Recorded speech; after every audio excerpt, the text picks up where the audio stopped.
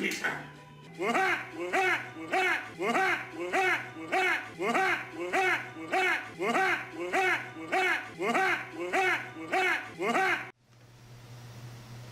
Welcome back to Stephen King Month. Last time we were here, we were at the Overlook Hotel and discussing Stephen King's The Shining. Today, I just got my driver's license, so we're going to take a ride in what is considered to be one of the most deadliest cars in America, Christine. Christine is directed by John Carpenter of Halloween fame, and also is responsible for a trilogy called the Apocalypse Trilogy, which encompassed The Thing, Prince of Darkness, and In the Mouth of Madness.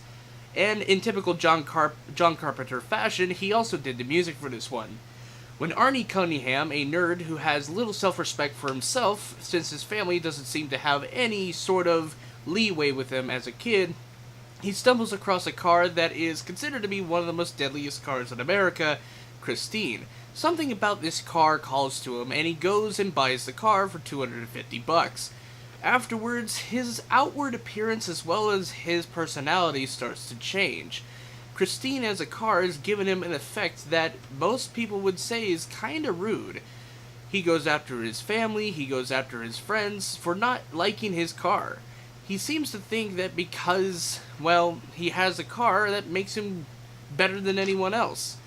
Which is something that I could say is the most fearful aspect about this film, is that when this character, Arnie Cunningham, gets into his phase about the car, Christine, it's truly terrifying. It's just as terrifying as when you see your drunk uncle hit your own family members.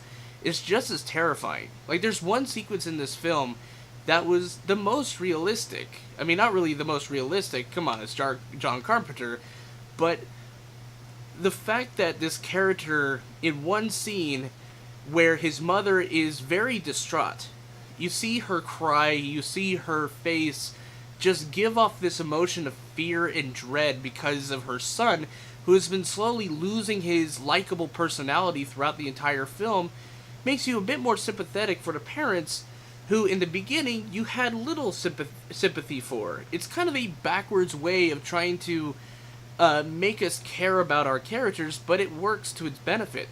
The screenplay for this film is really, really good. I enjoy this film.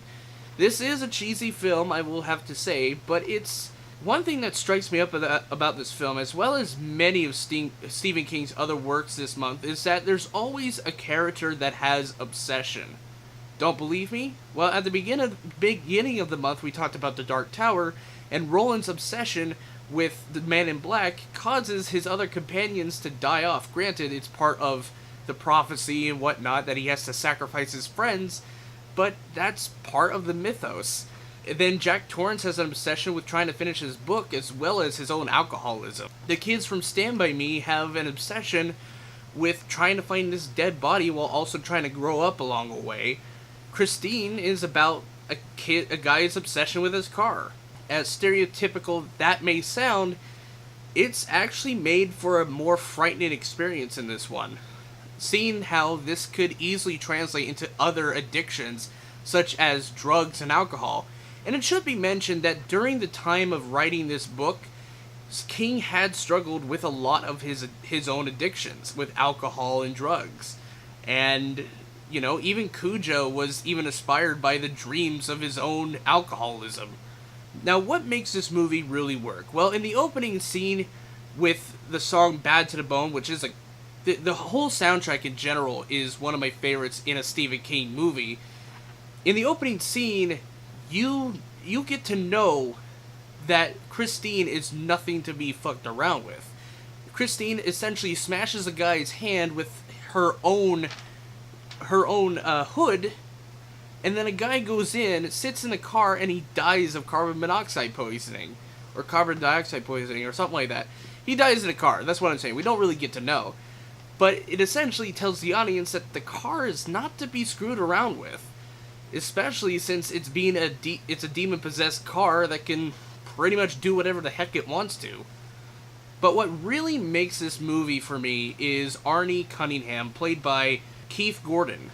This guy, when you first meet him, he's the most insecure, kind of person in the world, and this is the character that we're following. This is the character that we're supposed to follow and try to feel for. And along the way, the film tests our ability to understand him as a character, and it makes us feel like we're his friends. He becomes obsessed about this car, and we're the ones that are kind of guilty for him. This is something that is very unique about this movie, is that it makes us become Arnie's friends, and Arnie's friends are trying to help him say, hey, maybe this car thing isn't such a good deal.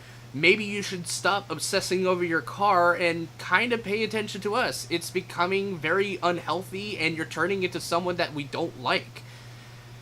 And that's something that's very true about this movie.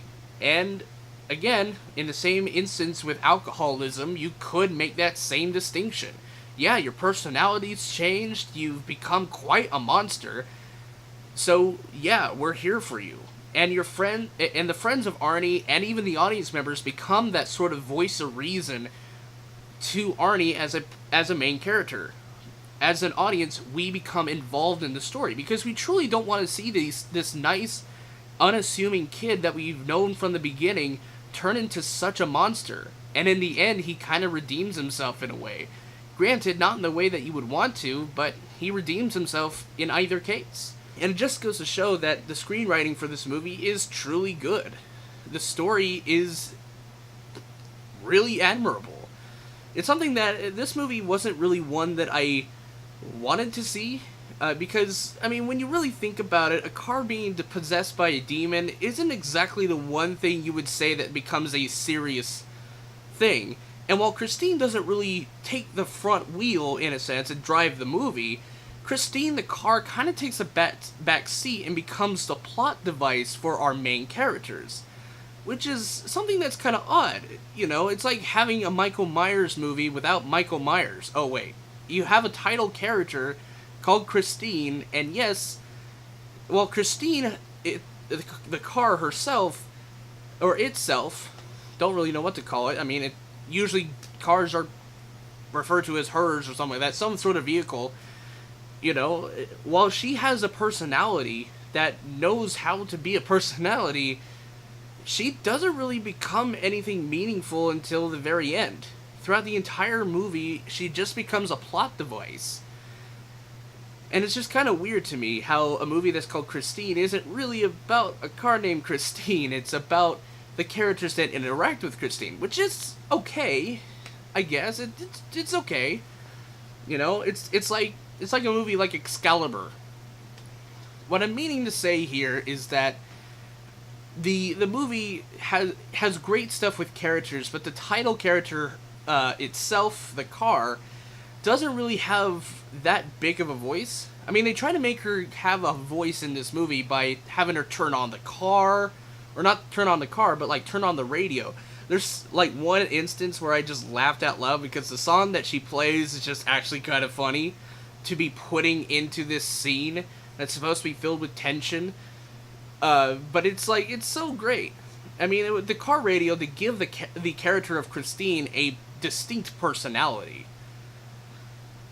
So yeah, do I recommend this movie for Stephen King month? Absolutely. If you are in any sort of need for a horror movie that makes you more sympathetic with its side characters and you actually becoming involved in the movie, I would suggest Christine. It has great writing, the soundtrack's really good, and like most of other John Carpenter films, he does the music, so it's also really good. The practical and visual effects are exquisitely cool, especially when we see Christine fix herself up, which is really, really good.